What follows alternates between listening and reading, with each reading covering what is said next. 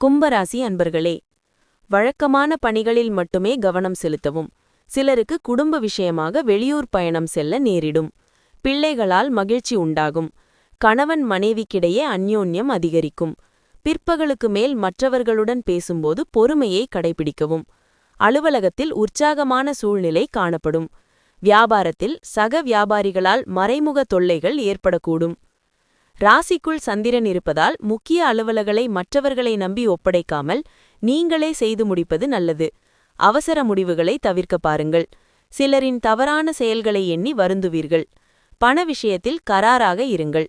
உத்தியோகத்தில் அதிகாரிகள் குறை கூறுவார்கள். பேச்சில் இங்கிதம் தேவைப்படும் நாள். உங்களை கவனித்துக் கொள்ள வேண்டும் என்ற உங்கள் விருப்பத்திற்கு குறுக்கே மற்றவர்களின் தேவை வந்து நிற்கும். உணர்வுகளுக்கு இடம் கொடுக்காதீர்கள்.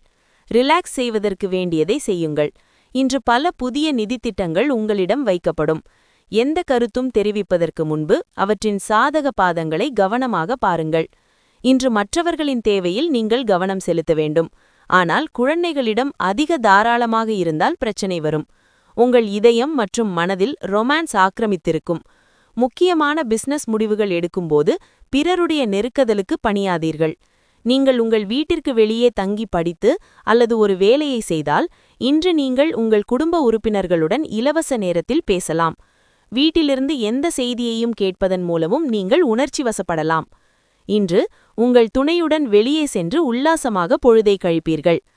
அவிட்டம் நட்சத்திரத்தில் பிறந்தவர்கள் ஆலய வழிபாட்டில் கலந்து கொள்ளும் வாய்ப்பு ஏற்படும். சதயம் நட்சத்திரத்தில் பிறந்தவர்கள் வெளியிடங்களில் சாப்பிடுவதை தவிர்ப்பது நல்லது. பூரட்டாதி நட்சத்திரத்தில் பிறந்தவர்கள் கடன்கள் விஷயத்தில் கவனமாக இருக்கவும்.